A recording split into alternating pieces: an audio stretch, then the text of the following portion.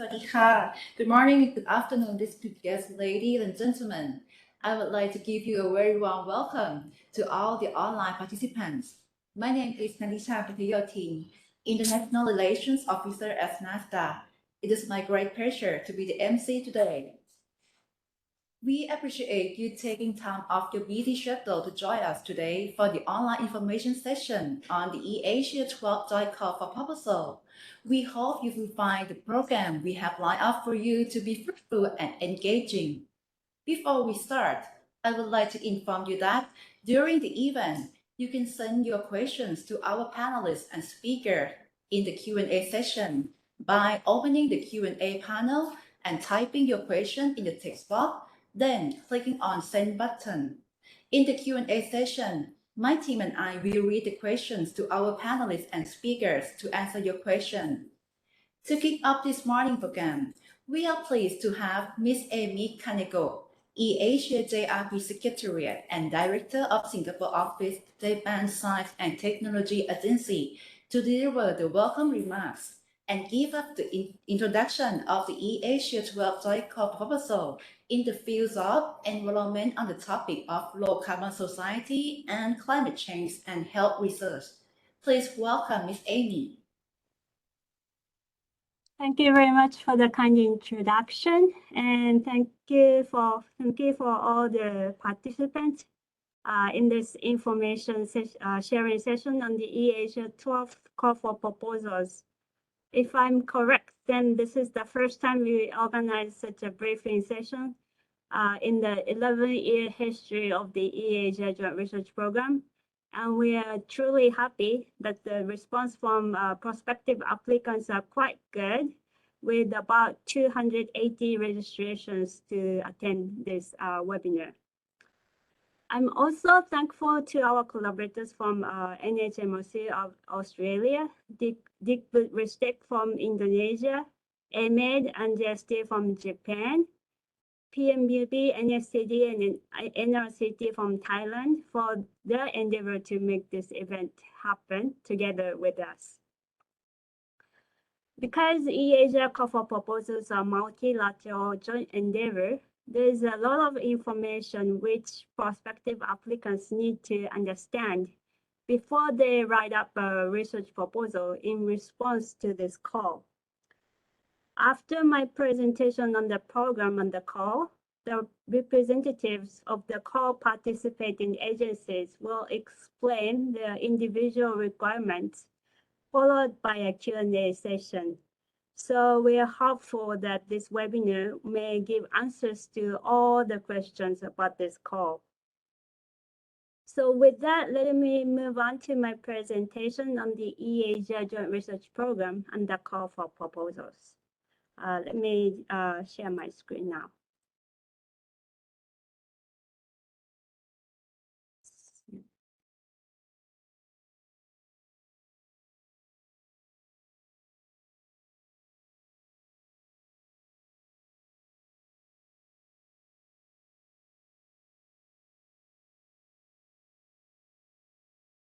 So this is my presentation on the program itself and the call for proposals.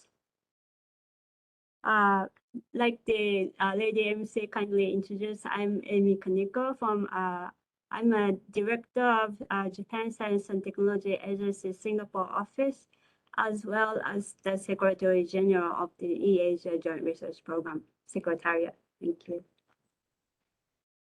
So this is a brief explanation about the eAsia Joint Research Program. So this is an international joint initiative among the East Asia Summit member countries. The eAsia Summit member countries are the 10 ASEAN member states plus Japan, Australia, New Zealand, Russia, and the US.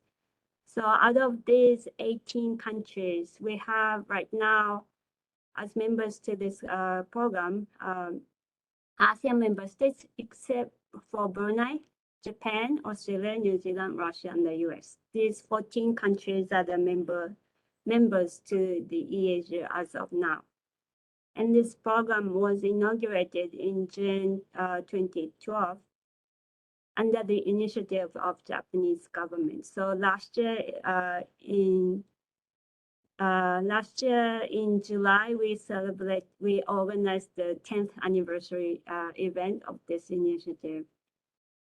And this initiative promotes multilateral international collaborative research project, as well as try to build network among researchers through workshops and dialogues.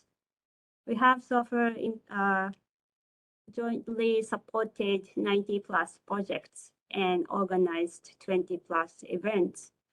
And our mission and visions are really to energize the collaborative research community in science and technology and tackle common challenges in the East Asian region and obtain synergistic effects through multilateral collaboration and establish and develop the equal partnerships among the member countries.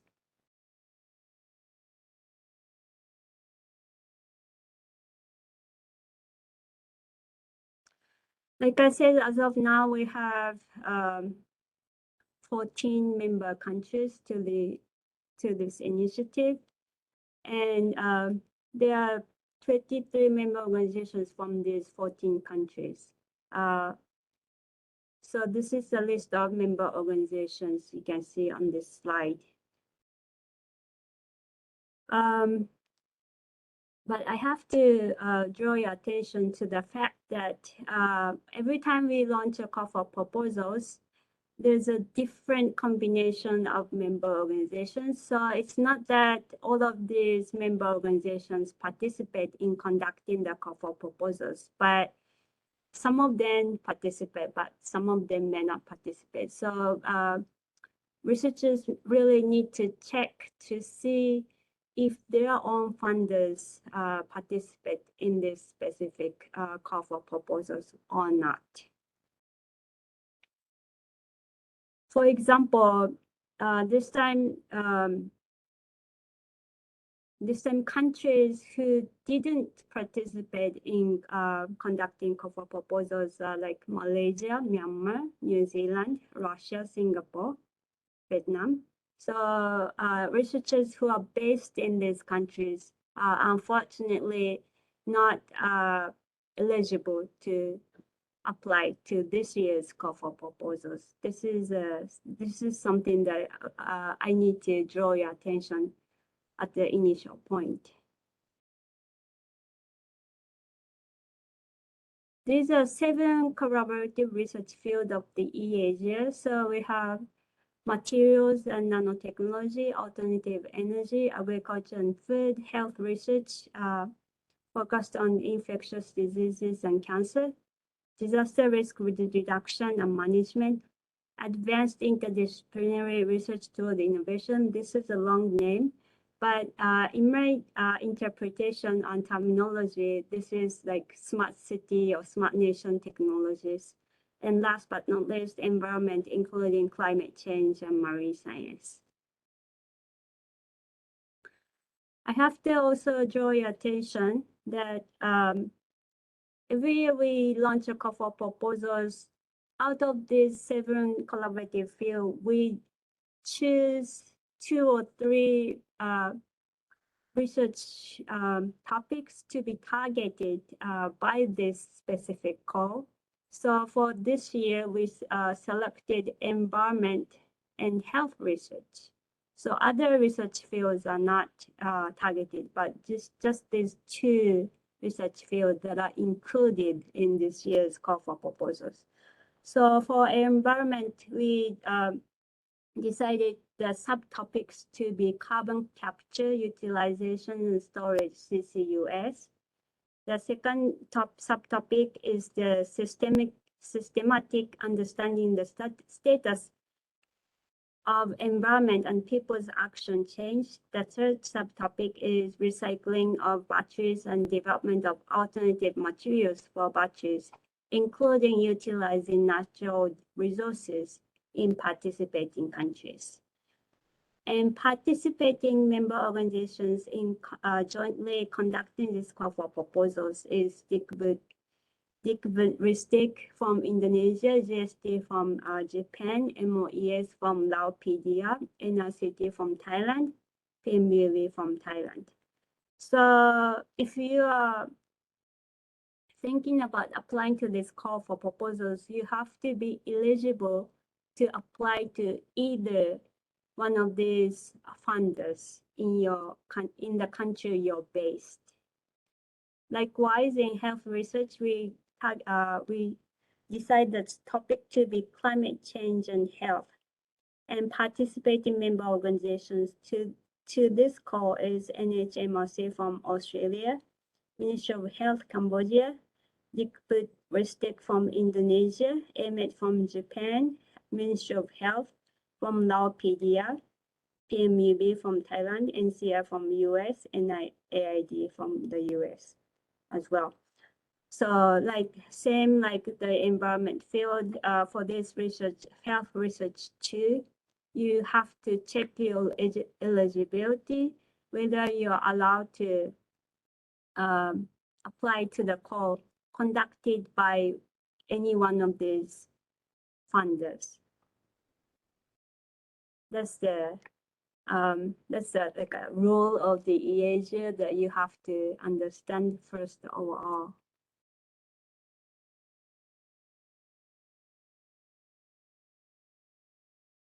So this is the framework of cooperation. Like I said, EASA JLP, Joint Research Program, is meant for multilateral cooperation, meaning that you have to compose international research team with researchers from 3 or more different countries.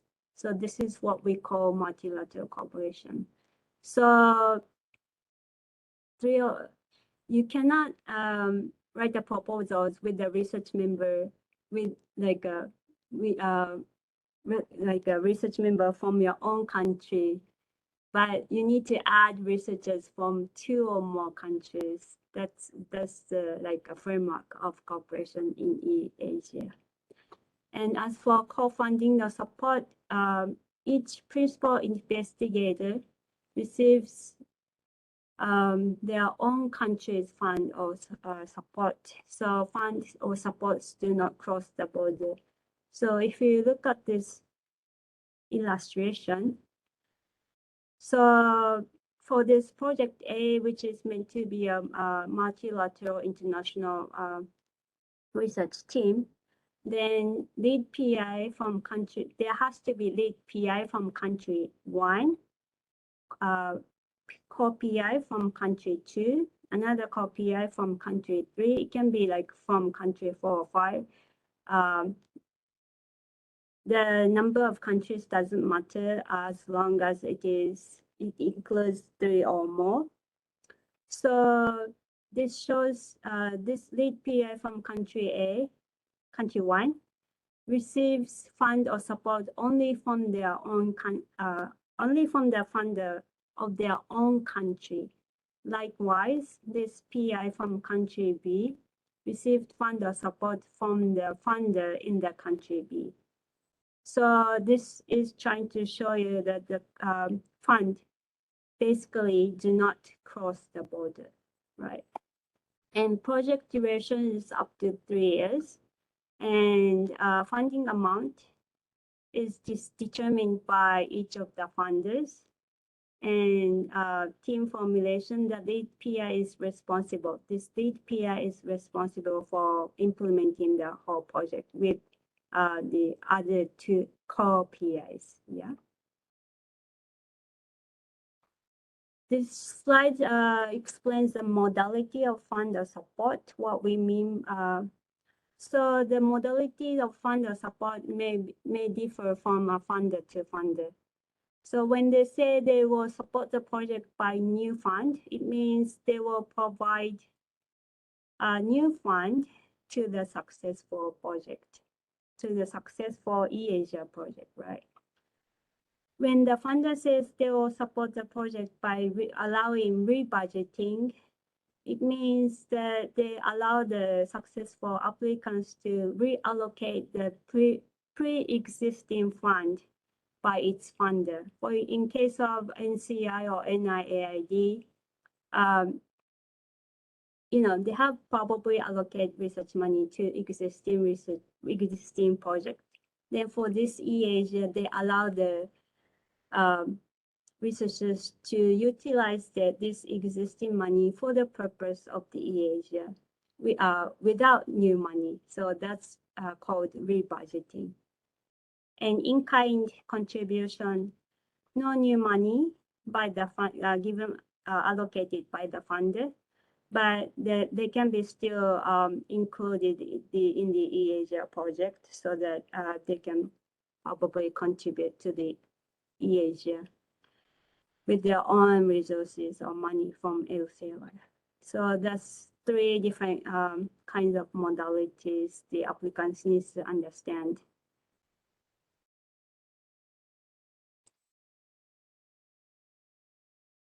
So for this specific 12 call for proposals, like I said, in the field of environment, we have 3 subtopics. So this is a list of participating funders and their funding modalities. So for the subtopic 1, CCUS, that's Indonesia, Japan, Laos, PDA, and Thailand. So you please look at from what country you need to invite your collaborators for them to jointly write up the research proposal in response to this call for proposals. So if in case you're like a researcher from Thailand, you need to at least look for collaborators from 2 of these 3 remaining countries, either Indonesia, Japan, or Laos. So for Thai researcher, please look for collaborators from 2 other countries. And if you're a Thai researcher, PMUB is the one you're applying to. And these are their funding modalities. So all of them are given new money, except for Lao PDA. Same thing as for second subtopic, that's systemic understanding. So same combination of the countries, but your Thai funder is, in this case, NRCT. So yeah. And same funding modalities, so new money except for Lao PDA.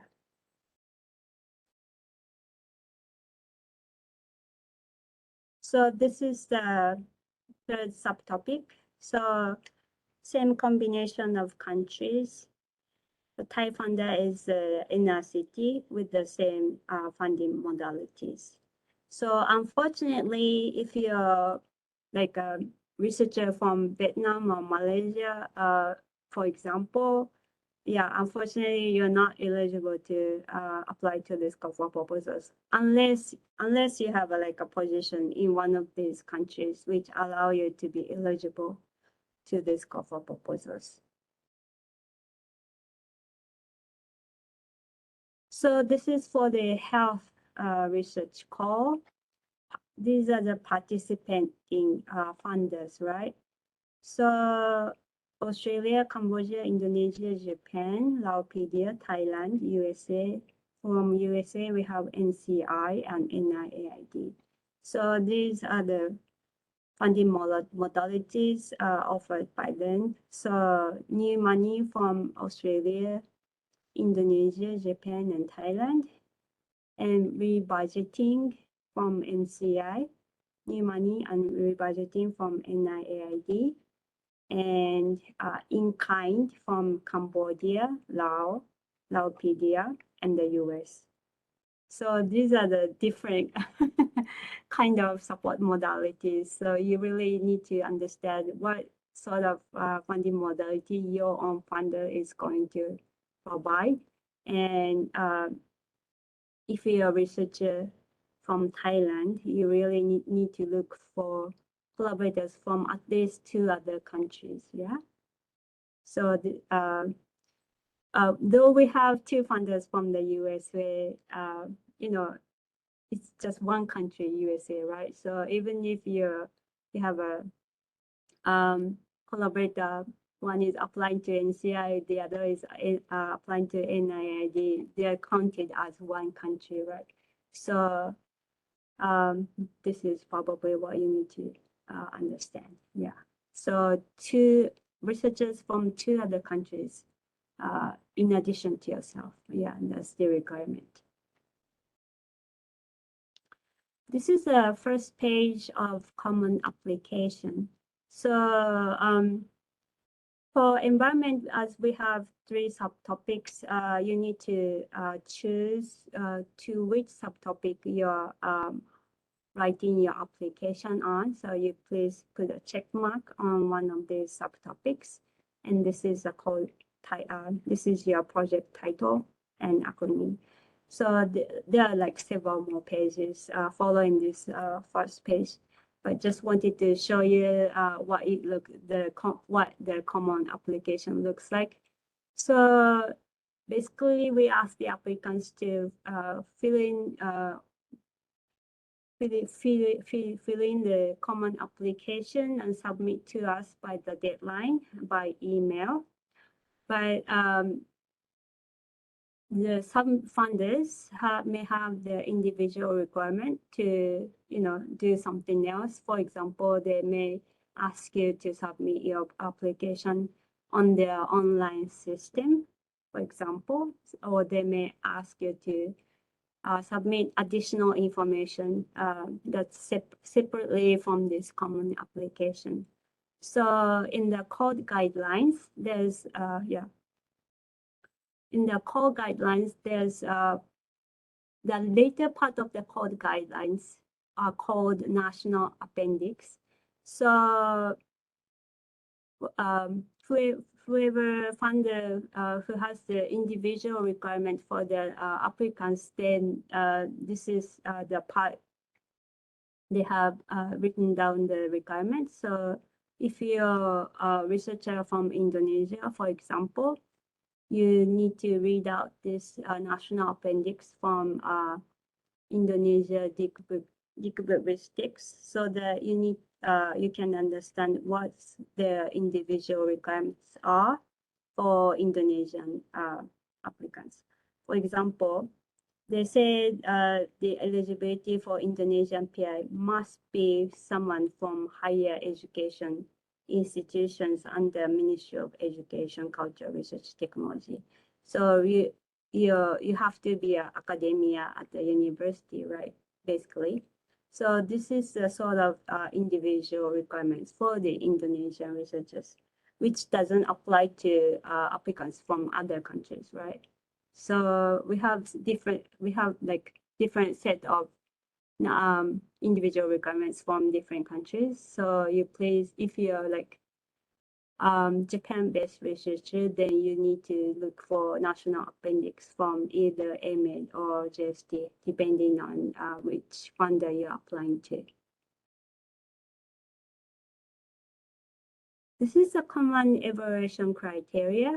After we at the eAsia SEC receives applications from applicants, then we distribute the applications to relevant funders for their national review of the proposals. And after that, we will conduct a joint review among the participating funders. So common evaluation criteria is what we apply to the joint evaluation by the funders. So we would first look at relevance of the research, right? So the research activity should contribute to the development of science and technology in the region, meaning East Asia, right? Then the resolution of significant issues across the region. That's first point. Second point, mutual benefit of the joint research. So the research activity should be something that brings mutual benefit to the collaborators and institutions. That's what we supposed to be ideal, desirable. And project that leads to mutual benefit obtained only through multilateral collaboration. So if if we think the research proposal is something that can be attained by bilateral collaboration or just individual activities, then it's not fit for support by the EASA. But, you know, the application really needs to show what is the mutual benefit that can be attained only through multilateral collaboration. Yeah. So that's mutual benefit of the joint research. And thirdly, effectiveness of exchange. So proposals should contain activities to nurture early career researchers through research activities and enhance research capacity in the region. So we try to help junior researchers to grow as researchers through this EASA project. Yeah. So this is the timeline of this call for proposals. We have already launched our proposals in health and environment. And sorry, this is a bit confusing, but we have the deadline, different deadline for environment and health. So for health research, the deadline is 30th of March. For environment research, the deadline is 28th of April. So sorry that this is a bit confusing, but please understand which deadline applies to your proposal. And review by the funders. Like I said, there will be a national review by the funders and joint review. So national review will be conducted from April to August, while the joint review will be conducted in September. And announcement to applicants whether they are successful or unsuccessful will come out probably in end of November, beginning of December. I think last year it was 1st of this 30th of November maybe, or 1st of December, if I remember correctly. Then start of the support to successful project can be from January of next year, right? But it really depends on the availability of the money from each funder. So it can be from January, but can be staggered. Yeah. So this is the website of the EASA. So for more information like core guidelines and application form, you please go to look for this information on our website. So this is the URL of our website, and this is the email of our program secretariat. So applicants are welcome to, write their questions to us by email anytime. Yeah, thank you very much. So this is the end of my presentation. Thank you very much. Thank you very much, Ms. Amy, for the wonderful remarks and informative introduction. Next, I would like to introduce and invite our delegates from EASA member organizations who joined EASA 12 Joint Call for Proposal to give us more information on eligibility criteria of each country, proposal writing, and proposal submission. First, I would like to invite Dr. Adam Shubman from National Health and Medical Research Council, NHMRC, Australia. Please welcome Dr. Adam Shubman. Thank you very much. Hello, everyone. So today I just got a small bit of information just around NHMRC's requirements for the 12th health call that we're participating in. And I'll just share my screen. Most of this information is covered in the country appendices that Emmy referred to a little bit earlier. So hopefully those slides are now, the slide is now visible. Yes, visible. All right, great. So we have, NHMRC has a total of 3 million Australian dollars available for this call. and each project application or each grant that we will give will be capped at $750,000, which will enable us to fund up to 4 applications for this call. So those, when you're applying, bear in mind that that's the budget caps. So your budget should be crafted around that $750,000. Our draft, our guidelines, not draft, but our complete guidelines are available on the Grant Connect website in Australia, which is the usual place that NHMRC puts up our grant guidelines, and that has all the specific information that's pertinent to Australian researchers applying. But broadly, the broad NHMRC eligibility requirements is you need to be applying as an Australian researcher applying through one of our administering institutions. Most of our researchers know who those institutions are, but a list of those is available on our website. Specifically for this call, you have to make sure that you address the topic, which is climate change and health. So incorporate those elements. So it's quite wide ranging, but climate change has to be part of that. Have to be part of the proposal and the aim of the research. So previously calls have been around cancer and infectious diseases, and of course infectious diseases are relevant under climate change with the spread of vectors and so on. So just to make sure that any application does address the climate change part of that topic. The other key thing is because we are looking to encourage collaboration in the Indo-Pacific region, we do require that at least one of the partner researchers needs to be applying to one of the member organizations from either Cambodia, Indonesia, Laos, PDR, or Thailand. So essentially that means is you can't have an Australia, Japan, US only 3 countries. That won't be eligible. But if you could have a 4-country one that includes one of these countries, that is acceptable.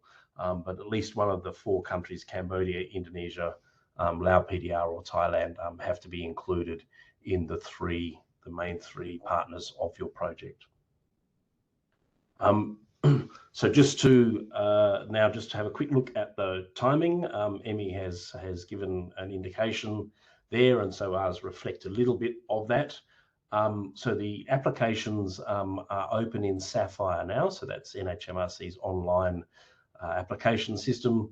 They're open, so you can start your application. Minimum data is due on the 15th of March, so in just over 2 weeks' time.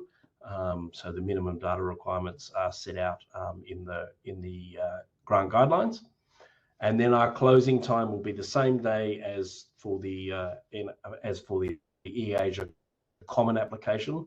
So you have to submit an application to us, which also includes the common application into the Sapphire system, but you then also have to send that common application to the eAsia Secretariat. Our closing date is the same, it's the 30th of March. You've got a couple more hours because of time differences, to get your common application to the eAsia Secretariat. It's 5 p.m. Thai Standard Time on the 30th of March and 5 p.m. Australian Eastern Daylight Saving Time on the 30th of March. And then we anticipate to be conducting peer review. So through April, we'll be making sure getting our peer reviewers lined up, doing conflicts and that sort of thing. The review will take place through May, June, and possibly into July, with funding outcomes, as Emmy said, available very late November, early December.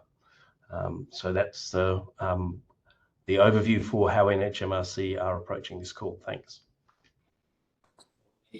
Thank you, Dr. Adam. Now, I would like to invite Ms. Erin Putri from Ministry of Education, Culture, Research and Technology from Indonesia. Please welcome Ms. Erin. Okay, thank you. Please let me introduce myself. My name is Erin Putri. I will share this one.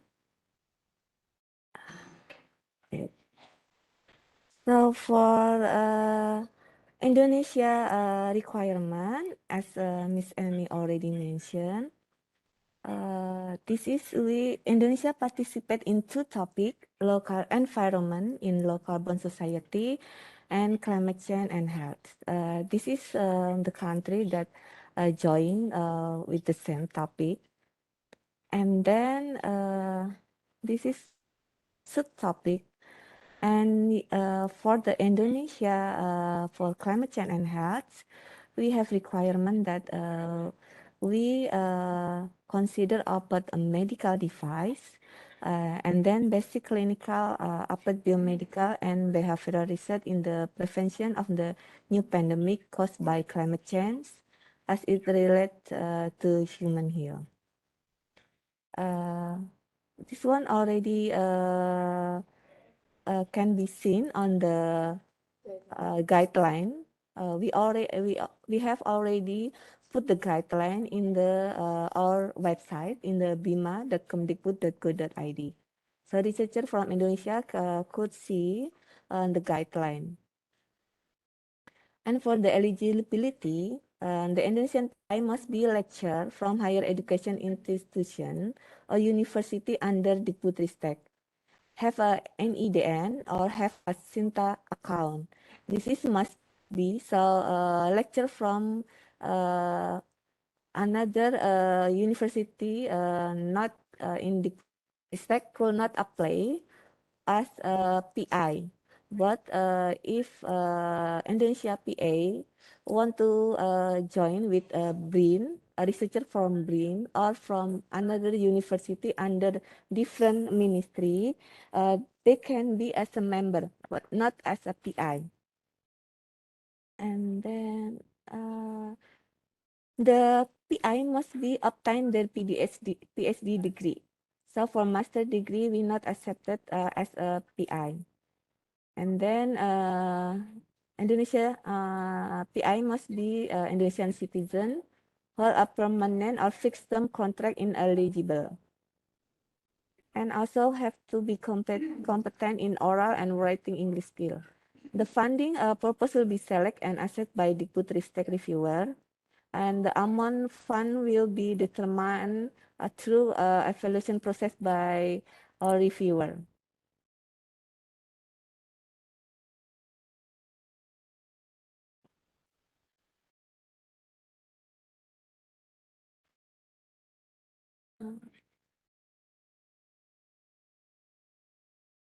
Kok ini nggak bisa di.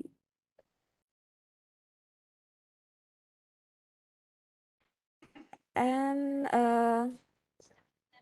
for the researcher who want to apply for the proposal, we want to ask the Indonesian PI must be submit first to this website. We will give approval form for the PA through the email, and then the Indonesian PA can submit their proposal, also the approval form from us to the Asia Secretariat. And don't forget to CC your proposal to our email in penelitian.drtpm@kemdikbud.go.id. For the approval form, for deadline for the research is 24 March, and the application deadline to the Asia Secretariat is 30 March. And for environment, we know that in April we have a holiday, national holiday because of Idul Fitri. So we put the approval deadline to Dikbudristek on 14 April, and the application deadline to the Asia Secretariat is 28 April. So that is from our side, from Indonesia Dikbudristek, the eligibility and requirement to apply proposal Asia GRT. Thank you, Ms. Erin. Next, I would like to invite Dr. Naoko Kojima from the Japan Agency for Medical Research and Development, or AMED. The floor is yours. much for the introduction. Hello. Hear me? Okay. Yes. Oh, good. Okay, so I'd like to share the core guideline of the appendix. Okay. I'm sorry that I'm not prepared the nice slides, but I'd like to share some important messages from the core guidelines of the appendix page, which is page 25 to 32. Those are the email part. So the most important message is written on the first paragraph. So AMED is supporting the infectious diseases and cancer in the climate change and health call for proposal. And AMED will support maximum 3 applicants. And you can find the information from the website, AMED website here. And for the interest topics of infectious diseases and cancers, they are written more detailed, targeted areas. So I'd like you to read carefully this part. And also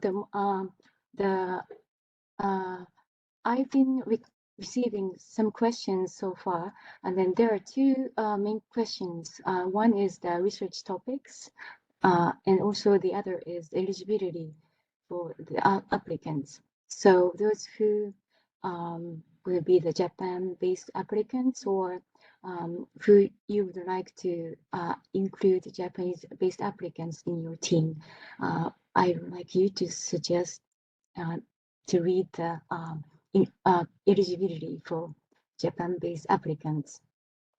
Okay. And also for the what support can you can receive from AMED is written in page 27. And direct expenses, overhead expenses shall be 30% normally of direct expenses. And also the how to apply, the information of how to apply is written on the appendix page. You can download the application form in the email website, which is written in here, the same page. And also finally, the evaluation criteria is also written in the appendix page. Those information will be useful when you write proposal, research proposal to apply. And yes, and it might be very short, but if you have any questions, please feel free to contact me or either my colleague, Dr. Ohashi. I'm happy to answer any questions. Thank you very much. Thank you, Dr. Naoko. Then I would like to invite Mr. Masaki Sato from Japan Science and Technology Agency, or JST. The floor is yours.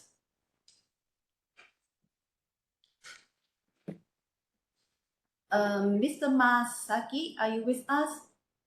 Are you online now? Thank you very much for introduction. My name is Masaki Sato. I'm a manager of Department of International Affairs of JST. I didn't prepare the slides to explain the national annex of JST, but all our description, all our content is written in national annex. And also, the JST can support only low carbon society, environment field. Basically, medical field is supported by AMED in Japan, and we will support the environment sciences only. And as Kaneko-san introduced, in environment science, there are 3 categories. JST will support all 3 categories. And eligibility is, for example, regarding the eligibility, Japan-based researcher in private company can apply to this goal in Japan. This condition is a little different from other member organizations, but JST can accept the proposal from private company in Japan, only in Japan. And evaluation regarding the evaluation criteria, all criteria were written in national annex, but all that evaluation criteria is almost same as the AGS criteria.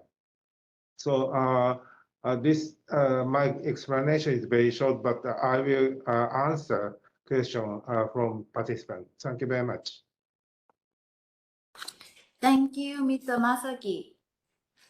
Next, I would like to invite Dr. Warajit Setapan from the Program Management Unit for Human Resources and Institutional Development, Research and Innovation of PMUB, Thailand. Please welcome Dr. Warajit. Hi, can you hear me okay? All right, so hello everyone. I'm so glad that a lot of you are here for the info session. So on behalf of PMUB and also for Thailand, there are two funding agencies, MOs that contribute. So for this one, PMUB will be focusing on the 2 call, which is climate change and health and environment. And for us, just want to let you know the criteria for both climate change and health. PMUB would be funding up to 5 million baht or 143,000 USD per project. So our goal is for each call would be about 3 project per call.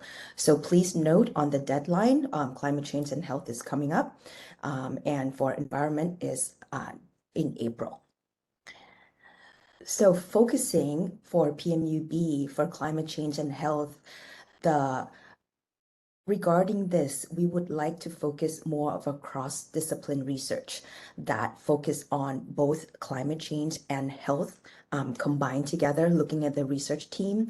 So we're pretty open in the sense of it can be more of a scientific base or looking at access in policy or making like the platform, for example, for predictors or warning system based on to prevent diseases. So there are a few of the research area that we are free and open on, and we would like to see your innovativeness in cross-discipline research.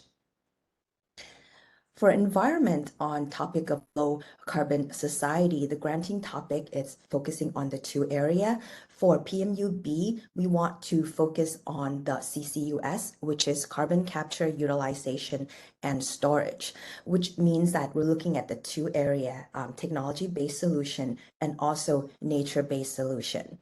And in addition, not only for both technology and nature solution, there can be also policy as well as like in other aspect of carbon capture, utilization, and storage for the goal toward the net zero goal for also for each of the countries as well. So the idea is looking how each country research team will contribute to CCUS.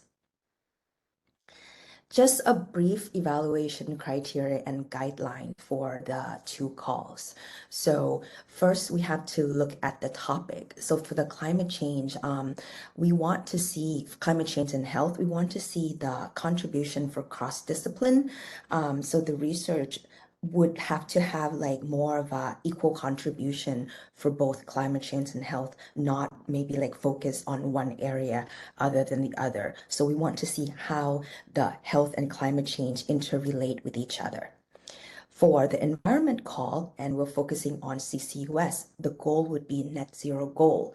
So would be like technology, management practice, environment base. So anything that relating to carbon capture, utilization, and storage would be fit in the environment.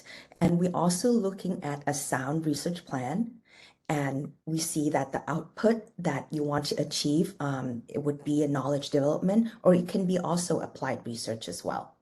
We also look at, since both call, we want to look at environmental impact and societal impact in the countries or the regions that the research team apply.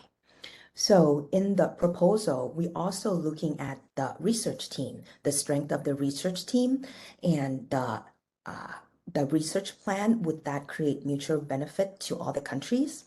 What are the contribution from each team? And are there ways to strengthen the network, not just each country doing individual work without sharing? That won't be good. We want to build it up together. So, and also researcher development. Young researcher, maybe have a nurturing guiding for the young researcher with more senior researcher would also be a benefit in that. For the Thai researcher, we welcome the team from university, research institution, and also private sector. You can come in the form of the consortium as well, because there's a lot of consortium in the field of CCUS or on the health, and how do you work together in more of a network. For the criteria or guideline on working on your budget, we're going to be based on our PMUB manual. So you can go to our website and then look at our manual and see which can be funded, which area cannot be funded, what about equipment, or what's the cost structure for everything. So it can be on there, or you can just contact us as well if you have any further questions. For our proposal submission, it would be going to the eAsia JRP Secretariat. Okay, so based on that, I would welcome any questions you may have, and then and please put your questions on the Q&A, and then we'll be happy to answer. Thank you very much. Thank you, Dr. Warajit. Next, I would like to invite Ms. Kwansiri Wanwiwe from National Research Council of Thailand, or NRCT. The floor is yours. Good morning, everyone. Yes, NRCT is focusing on the topic of the carbon society, and we interest to launch two subtopics. The first one is systematic understanding the status of environment and people's action change. The other subtopic is recycling of batteries and development of alternative material for battery. Both subtopics will run for 3 years period, and we will support 2 projects for each. But the budget will be different. The first subtopic we will support 3 years for 3 million baht, and the second one we will support 3-year project with the 9 million baht. And for the funding agency, we have 4 countries to join. The first one is NRCT Thailand. The second one, Japan, Indonesia, and Laos PDR. And for the eligibility criteria for applicants, we need a Thai citizen, and the applicant must be a researcher, professor in university, or a public research institute in Thailand only. And there's some restriction for Thai PI.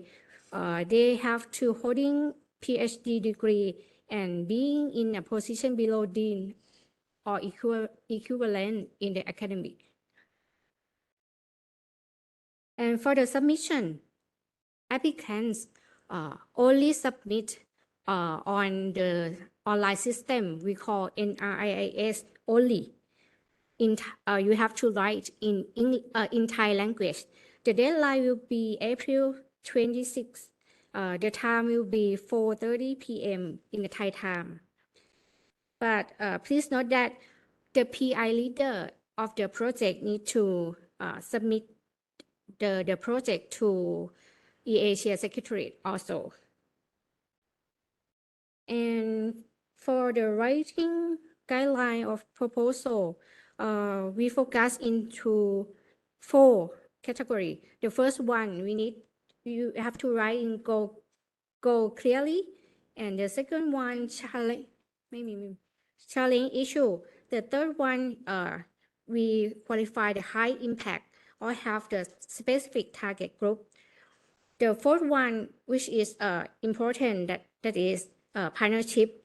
You have to show strength and quality collaboration, including project linkage among multilateral team, or you have to write the lesson learned from the best practice across the sector and country, that not only individual or bilateral, as Ms. Amy said before. And another important point is the project needs to be a practical application. Next, if you go to deep down into the proposal, the first topic one, we will focus on formation of an international research team who propose to this call can initiative and deploy policy on low carbon society into practical and sustainability, such as incentives, benefits, or even the key barrier how to integrate local people to understand the concept of low carbon society. Next, for the second topic of recycling of battery, we expect to see the advancement research in finding new material or alternative material of battery, which contains high capacity, energy density, but environmental friendly. We also focus on new technology for recycled battery and scale up to industry scale. But all the process have to be safe, sustained, and low carbon release. That's it for NRCT. Yes. Thank you, Ms. Kwansiri. Last but not least, Ms. Amy Kanigo will be the representative from National Institute of Allergy and Infectious Disease Australia, or NIAID. Amy-san, the floor is yours.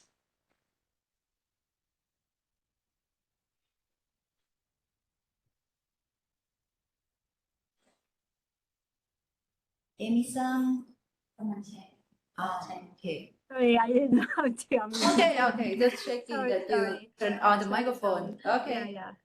Okay, so unfortunately, our American colleagues couldn't join this webinar because of the challenging time difference. But they kindly send us this slide to explain the individual requirements for U.S. applicants. So here I am sharing that, just reading out the slide, right? So the research focus is basic clinical and applied biomedical and behavioral research focused on climate change and infectious or allergic diseases. And the eligibility, you have to be a scientist at U.S. institutions who may be foreign nationals residing in the United States for at least 50% of the award period, or who may be working at U.S. federal government agencies but may not receive funding or other support. And how you apply is only through the EASA GLP application submitted directly to the EASA Secretariat, right? So they don't require any other additional information or anything. And there's evaluation criteria. So it's the same as common criteria as I described, and some additional evaluation criteria listed below. So research plan, how well the individual elements of the project plan fit with the overall project goals. And technical merit, so the technical soundness of the proposed work, the project management plan, and adequacy of the resources available, both technical and financial. And research impact, the probability that the project will result in new knowledge in one or more research field or have a positive impact on health of the population in the East Asia region or and all over the world. And budget requests should be up to $100,000 US disbursed over 3 years, and funding may be requested for labor, equipment, supplies, and services, travel, and indirect cost. So, like I said, there's a different national individual, national annex from this agency too. So applicants are requested to refer to their core guideline annex from pages 39 to 43. And then contact point is Ms. Gail Barnaby with her email as described here. Thank you very much. That's all. Thank you, Amy-san. Now, we are pleased to open the floor for the Q&A session. Again, you can send your question to our panelists and speaker in the Q&A session by opening the QA panel and typing your question in the text box and then clicking on send button. My team and I will read the question to our panelists or speaker to answer your question. Besides, all the slide presentations shown today will be sent to you via your email shortly.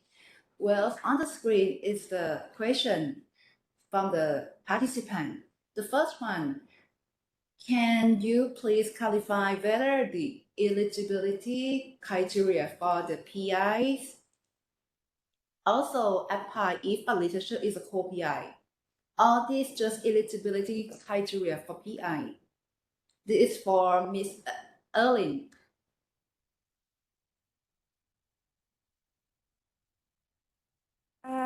Yes, for the eligibility criteria for PI, just only for PI.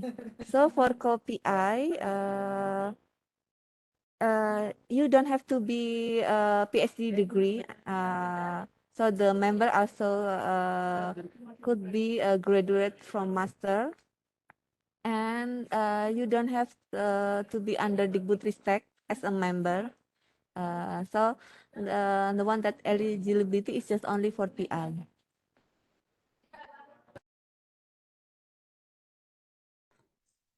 Thank you for your answer. Next question is for Amy-san.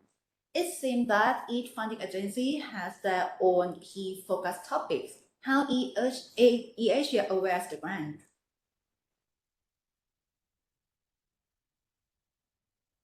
I'm not too sure what you mean by how eAsia aware the grant, but if I try to rephrase it to be like how eAsia try to select the successful project, right? Maybe that's what this question means. Then it's just based on our joint evaluation that we try to figure out what is the proposal that's commonly interesting for the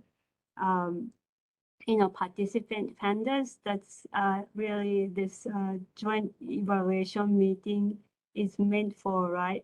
So of course, as you notice, that each funders have their own key focus topics, but they're also open to other topics as long as it's described in the core guidelines. So this is maybe where we start our discussion from.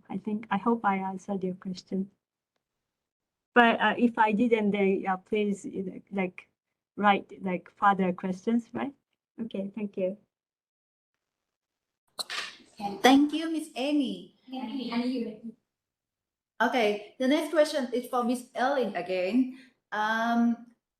The participant is a lecturer with a PhD background. May he or she join this research program? Yes, of course. You can join this research program as long as you have PhD background as a PI. So you can apply as a PI. But for lecture, the problem is in Indonesia we have so many university under different ministry. So as long as this is lecture from Dikbudristek, you can apply as a PI. But from Ministry of Religious, Ministry of Finance, who have university, you cannot apply as PI. Thank you, Ms. Ellen. Well, the next question is about the difficulty in searching of team member as collaborator. Is there any mediation to meet herself or himself to other collaborator in member country who have the same topic interest? Do we have any mechanism for like a partner searching? Can any speaker answer this question? Let me try to answer this question by sharing some screen, right?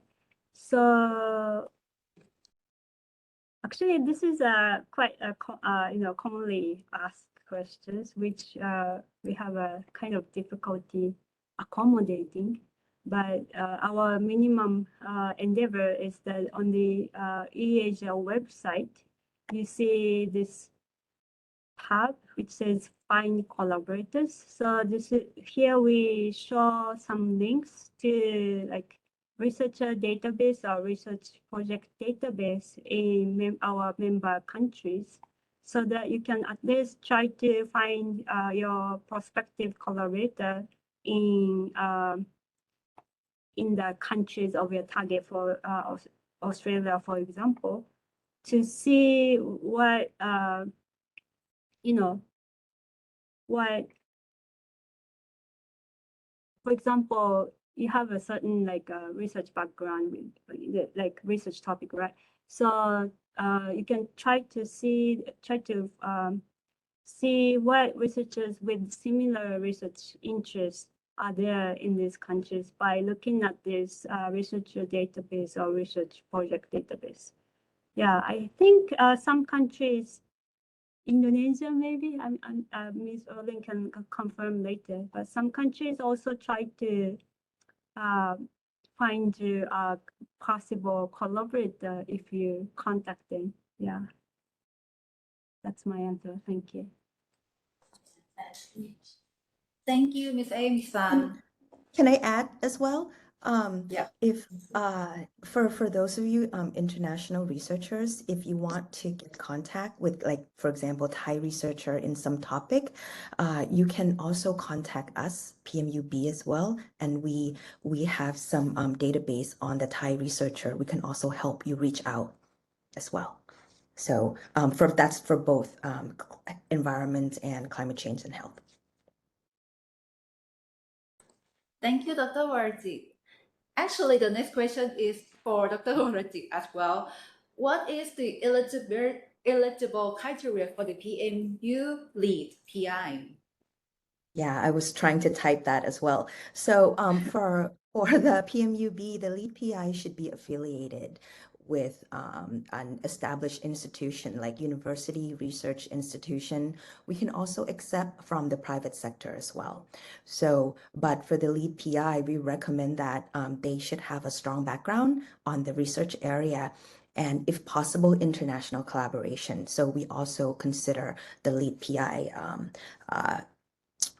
CV, and as well as the team CV for the proposal. Thank you, Dr. Warji. Well, next question is for Ms. Alin. The researcher from BRIN, Indonesia, are they eligible for being PIs?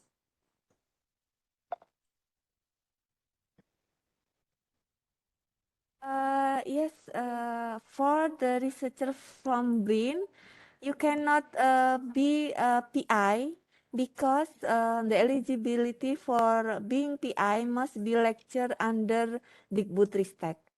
So from a researcher from BRIN just only could be a member. So he or she must find PI from lecture from Digbud-Ristek. So he cannot be as a PI. Thank you, Ms. Allen. Well, the next question is for Dr. Warji again. For the topic climate change and health, do the participant or the applicant has to submit on NRIS as well, or only submit to the eAsia Secretariat by lead PI? Thank you. The lead PI, please submit to eAsia Secretariat. PMUB do not require you to submit to NRIS. So we're a bit different from an RCT. So for us, it's just submit to the eAsia Secretariat, and then the process will go through based on what Emmy presented earlier. Yeah. Thank you. Next question, I think it's for Amy-san. The participant is from Malaysia, and Malaysia is a member organization of eAsia, but clearly not a funding body for eAsia. Can Malaysian researchers join the eAsia project? Yeah, actually, this question was kind of addressed in my presentation, that like a combination of co-participating agencies are different from the list of eAsia member organizations. So every time you have to look at if the funder from your own country is included in the call or not. So this year, Malaysia is unfortunately not participating in this call for proposals, meaning that Malaysia-based researchers are unfortunately not eligible to apply to this call. Thank you. Thank you, Ms. Amy. Please wait a minute. Our team are gathering the question right now. Many questions. Yeah. Excuse me, can I share my screen to explain Of course, a of little course. bit? Yes. Let me see. I think this is it.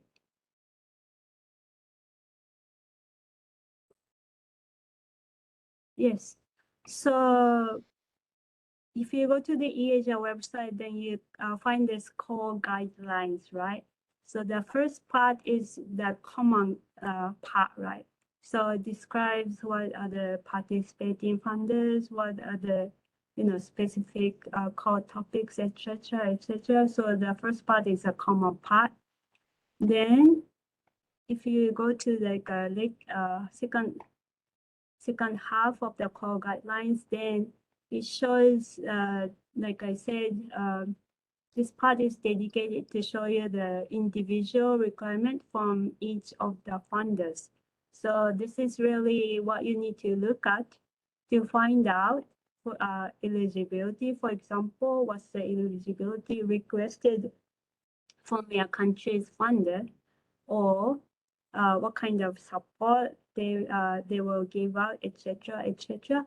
So each of the funder, there's a national annex from each of the funders. So you really are requested to read through this national annex to find out what you need to understand about this call for proposal. So it helps you, it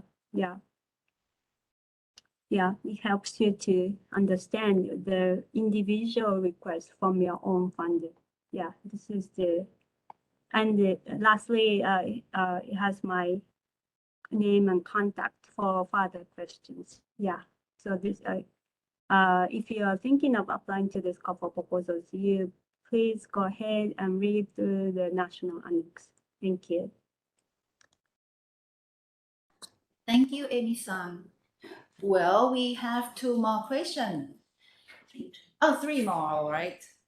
What is the website to submit the proposal to PMUB, or can they submit directly to eAsia website? Dr. Waratit, please. Yes, I already answered that as well. Yeah, So thank yeah. you for asking. So sorry, Thailand is kind of like there's 2 systems. Please submit to eAsia. All right, thank you. Yeah, Please if I submit may in add, English. if I may add, Okay. the common procedure is that PI should submit their common application to the eAsia Program Secretariat by email. That's the common procedure. So countries like Japan, for example, they additionally request like their own application to be submitted to them, in addition to the common application to be submitted to the eAsia Program Secretariat, right? So like I said, please look through the national annex in the core guidelines to find out what's the individual like requirement or documents or process you need to go through. Yeah. So this is where you need to refer to the national annex in the core guidelines to find out the individual requests, documents, etc., in addition to the common documents and procedure. Yeah, thank you. Thank you, Amy-san. Well, the next question is supposing that they write the proposal to submit PMUB and NRCT, and that project has the American partner that they have to apply to NIAID also. And another partner apply for the funding. What if only one country gets approved, but not the other two? Then how would that work? I can take this question. Like I said, the common application is to be submitted to the eAsia Program Secretariat, which will be later distributed to the relevant co-participating funders, right? So, which means the funders will be on the same page, looking at the same application and make their own evaluation, right? Then, like I said, it's a two-stage review system, right? So first of all, the application will go through national review. Then, secondly, the application will go through joint review, meaning that the funders will jointly decide on successful projects. So if it's a combination of researchers from Japan, Thailand, US, for example, then funders from these three countries will jointly make a decision on successful project. So we don't suppose a situation like this project is accepted in the US, but not accepted in Japan, because the decision is going to be jointly made, right? That's why we have a joint evaluation criteria for us to pick up jointly the successful project. I hope I answered your question. Thank you, Amy-san. Well, I think it's gonna be the last question for today. Is it possible to join member more than one topic or to be a member of another PI with different topic? I can also take this question. Yeah. As long as it says how can I put it? Unless the code guidelines clearly prohibits, then you can still be like a PI for this research project and co-PI for another one. But I don't know, because funders have different like priority. For example, one of the funders may not want to give too much money for one person, right? So it could affect their like evaluation, yeah, during the review process. But if you're talking about like eligibility, then I don't think in the core guidelines we prohibit one researchers to be like PI for this one, co-PI for this one, right? If there's anyone who wants to add their comment from PMBUB or NLCT or JST, you go ahead. Someone wants to add any additional comment? Yeah, we don't have any rules that prohibit the researcher from applying to two calls. But just make sure that it's your strength in the call, if you're going to be a PI or if you're going to be a member. And you have to also, we also look at your because we have an NRIS system, so we kind of know what funding you submit. So if you're in too many research proposal that you already have a grant, it reduces your credibility in order for you to manage an eAsia grant if you already have too many projects in your pipeline as well. So just please be aware about that as well. And can I add in from Dr. Warjit that, for example, in RCT, we launched a true subtopic, right? But the goal, the outcome that we need is different. The first topic we need policy adaptation. And the other one, we need the new technology, which is very clearly different that. And we have to think about your strengths, that as Ms. Morris said that.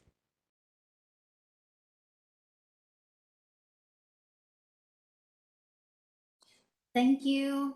Well, by the time I'm closing Q&A session, there are two more questions popping up. Well, in each country, do we have like a limitation of the number of the projects? I can take that because there's like a budget limitation. Yeah. So I think you also go ahead and read in the national annex. So how many proposals each of the funders is going to like give fund to, right? For example, colleagues from AMED said they're going to support like three proposals, right? And I think Indonesian colleagues mentioned that they're going to support like 5 proposals, right? So yeah, yes, to answer your question, we have limitations on the number of successful projects, yes. Right, thank you. The last question, I'm quite not sure what is the main ideas of this question, but it seems like that the applicant, do they have to propose proposal to the group research of the 3 countries, like Indonesia, Japan, and Thailand at the same time? Something like that? I can try to take this question. He or she says, I will propose a proposal with group research of Indonesia, Japan, Thailand, right? I think I addressed in my presentation a little bit. If for environment or health, you have to look at the list of co-participating funders, right? So for either for environment or health, so there are funders participating in this call from Indonesia, Japan, Thailand. So these 3, a combination of these 3 countries is possible, as long as your research topic falls under the core topics mentioned in the core guideline, right? Because this call for proposals meant for environment and health, you cannot suddenly like propose something that's not at all related to environment and health. But if your core topic, research topic is within the core topics, and yeah, maybe you can go ahead and submit your proposals. Yeah. I don't know. I don't know if I answered your question. Yeah. If I didn't, then you please send us further question to our email. Thank you. Thank you, Amy-san. Well, as we are coming to the end of the event, we would like to ask for your kind cooperation to do the online evaluation that's popping on your screen now. And on behalf of PMUB, NRCT, and NASDA, and our co-partner organizations, we would like to thank you for your kind interest and participation to the event today. We hope everyone has a very productive time today. Thank you very much and have a nice day. ขอบคุณค่ะ Thank you. Bye bye. Thank you. Bye bye. Bye.